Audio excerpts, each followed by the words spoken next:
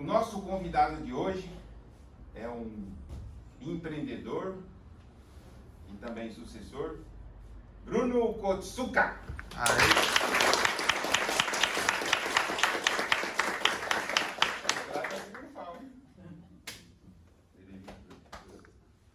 Bruno, muito obrigado pelo convite, ter aceito bater um papo conosco aqui sobre o jovem empreendedor, sucessor. Hoje nós gostaríamos que você contasse para nós, aqui os nossos líderes e também colaboradores de fábrica, e também para os nossos líderes que nos acompanham nas redes sociais, os jovens que estão nos acompanhando, essa é a sua história é uma história muito bonita. Então conte para nós. Muito obrigado, Kotsuka. Então, bom dia a todos. Bom dia. Eu creio que todos me conheçam, mas o pessoal da live, sou Bruno Kotsuka, tenho 29 anos, trabalho nessa indústria desde 2011, como o Lucas comentou com vocês na última semana. E é uma gratidão muito grande poder estar aqui junto com pessoas como vocês e ter a oportunidade de trabalhar com pessoas que nos dão oportunidades como Kotsuka, Renato e todo o nosso corpo de direção que sempre nos deu apoio nessa nossa empreitada, né? Então são muitos anos já de caminhada aqui com a Kenkopato. Eu não vou pular a parte que o Lucas comentou, da parte que nós fizemos aquele trabalho realmente de trainee dentro da empresa, onde que a gente passou por todos os setores, e passar a partir do momento que eu não estava aqui pessoalmente, que foi quando eu ingressei na minha universidade. Então, sou formado em Administração de Empresas pela Universidade Júlio de Mesquita, que é a Unesp, Universidade Estadual aqui de São Paulo, no campus de Tupã. Passei 4 anos nesse campus e foi um tempo que abriu muito minha cabeça, porque sempre vivendo com os pais, né? Então nós tínhamos muitas mordomias e regalias. E quando a gente passa a morar sozinho, é você por você mesmo, né? Porque não conhecia como se negociava com pessoas, como não pagar conta, como via fatura de cartão, todas essas questões que a gente é acostumado a viver no dia a dia depois da maioridade. E eu não tinha experiência alguma com isso, então para mim foi um grande desafio. Não só nessa questão de aprendizado, mas também na questão de um alto desafio. Porque eu já estava cursando uma universidade aqui em Sorocaba, então foi a minha primeira, o caminho que abriu uma bifurcação.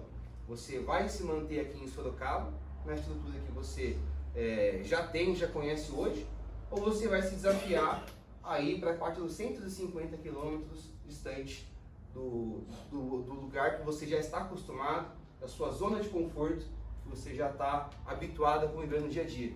Então foi daí que eu decidi ter essa mudança de vida.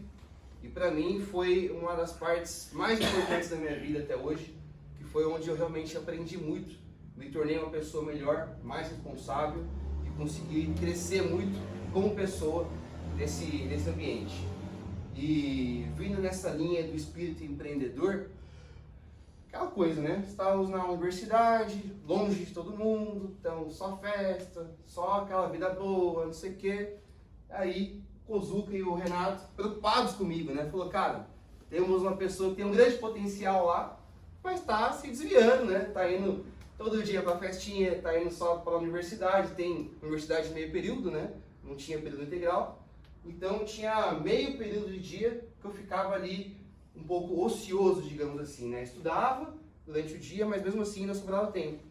E me veio um grande desafio pelo Kotsuka. O Kotsuka é uma pessoa apaixonada pela construção civil e ele nos veio com uma proposta. Você aceita realizar um empreendimento nessa cidade?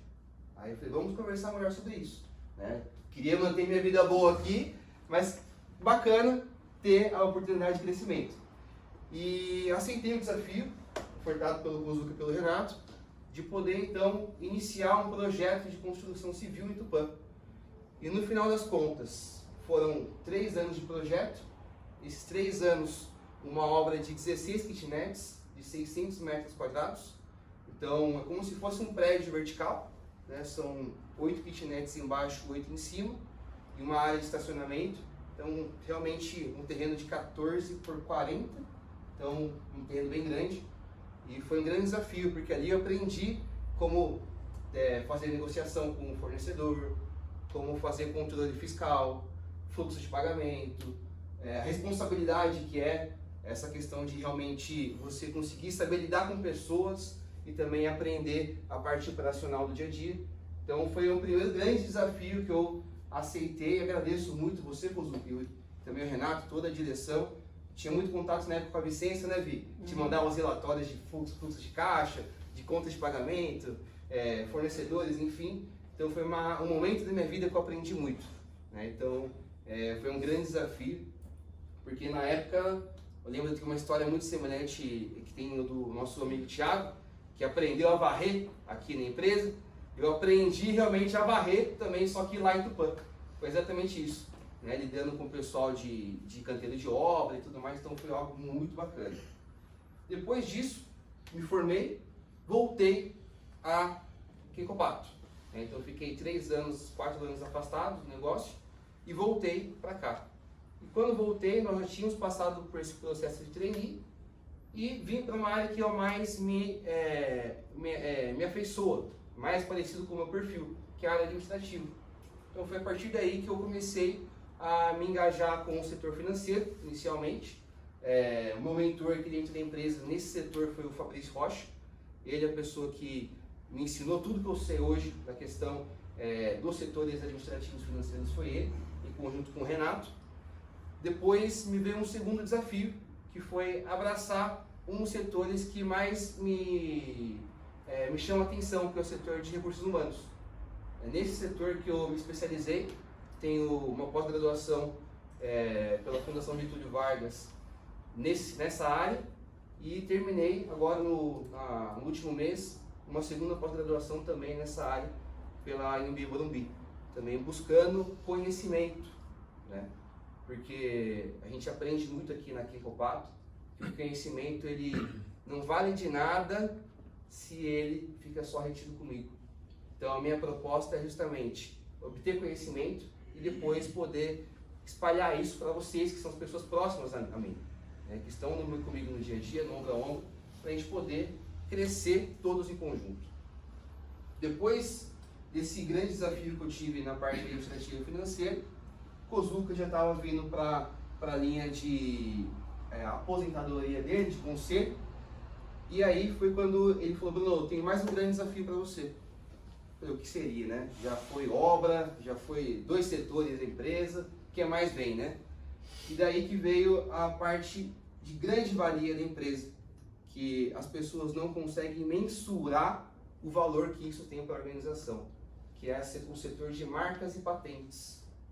O que seria isso? Nós temos um órgão regulamentador aqui no Brasil que se chama INPI, que é o Instituto Nacional de Propriedade Intelectual.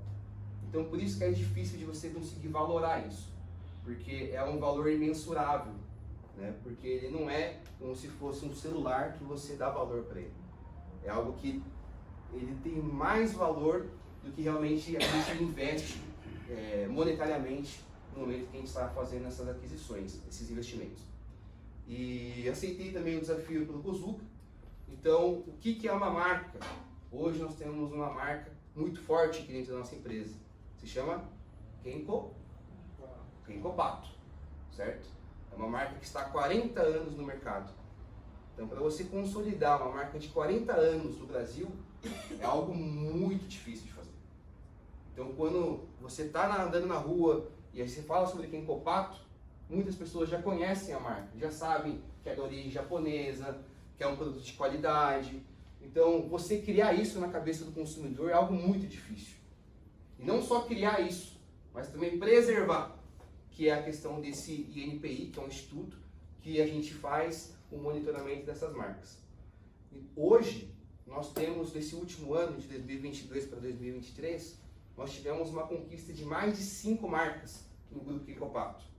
Então, a empresa investe realmente nessa área, porque a gente sabe que isso é algo de muita importância dentro da empresa. E no último ano, agora de 2023, tivemos mais 2 grandes conquistas, que foram 2 patentes de produto. Ou vocês imaginam que seja uma patente? Alguém tem uma ideia? Sim, você pode produzir. Um produto que só você pode produzir. É exatamente isso, Tito. Então, é um produto que somente a organização indústria Kenkopato do Brasil pode produzir em determinado período de tempo. Tá? Ele tem uma periodicidade. Nós tivemos 2 patentes concedidas esse ano. Então, são produtos que estão no giro. Hoje são produtos nossos que são para a equipe de vendas. Algo muito bom porque facilita o argumento para o consumidor falar que só eu tenho esse produto. Mas ninguém tem. Só nós que em Kenkopato podemos produzir.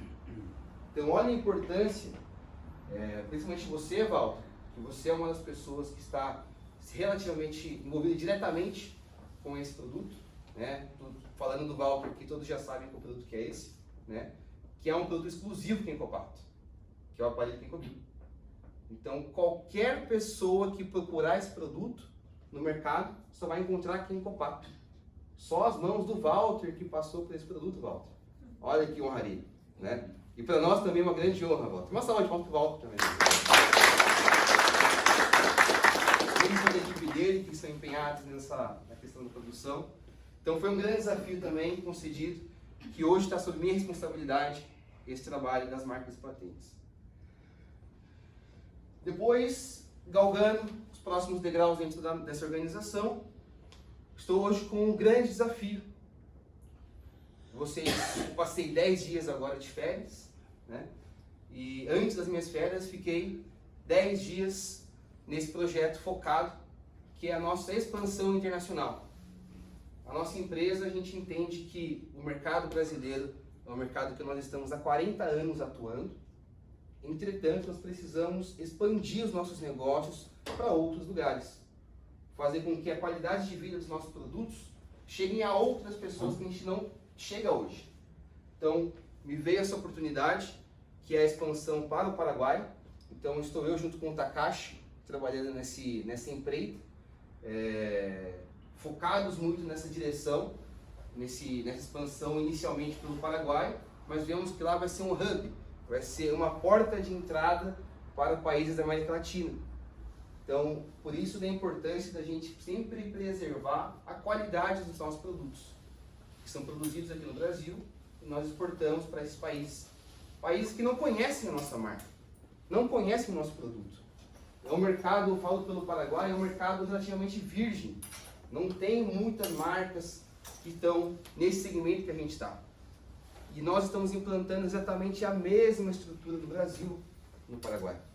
Então, os mesmos produtos, a mesma qualidade de produto, o mesmo sistema de vendas, os mesmos sistemas de marketing, de bonificação, graduação, premiações. Então, é como se fosse uma Kenkopato de 40 anos aqui no Brasil, tendo um braço agora lá no Paraguai.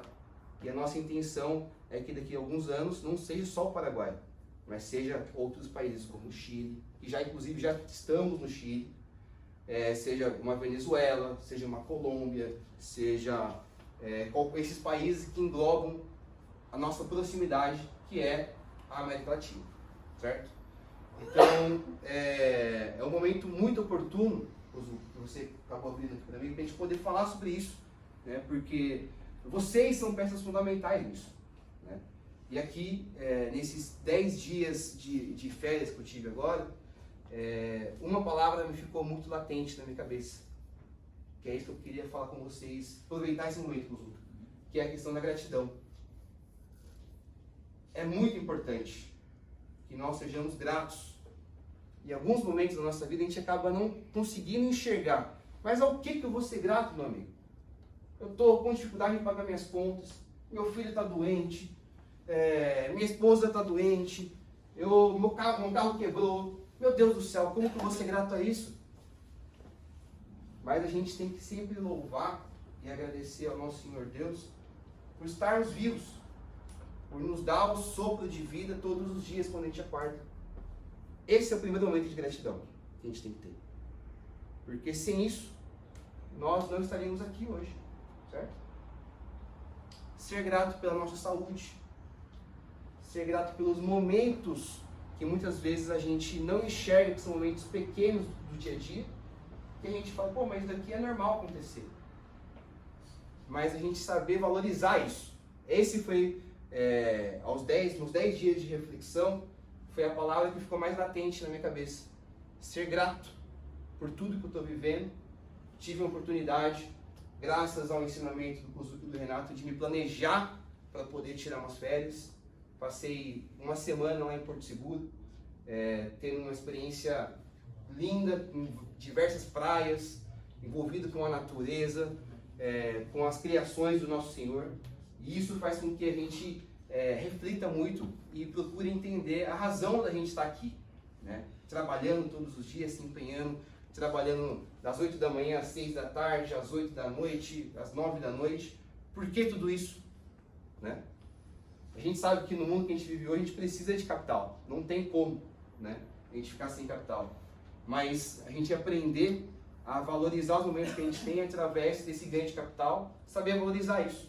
Então, através de um planejamento, através de uma estrutura que a empresa sempre está disposta a poder apresentar para vocês, com uma filosofia das 5 saúdes, que é algo que traz para vocês grandes ensinamentos, que eu nunca vi isso em outros lugares. Pessoas que se preocupam com a empresa, com as equipes de colaboradores. Como está a saúde física, saúde espiritual, saúde familiar. Vocês sabem que nós nos preocupamos muito com isso para com vocês. E eu queria que isso, tá? Então, agradeço vocês pelo tempo, a disponibilidade de ouvirem um pouquinho da minha história, né? Encurtar 29 anos de vida em 15 minutos é pouco tempo, né? Mas agradeço a vocês pela compreensão e paciência. Muito obrigado, gente.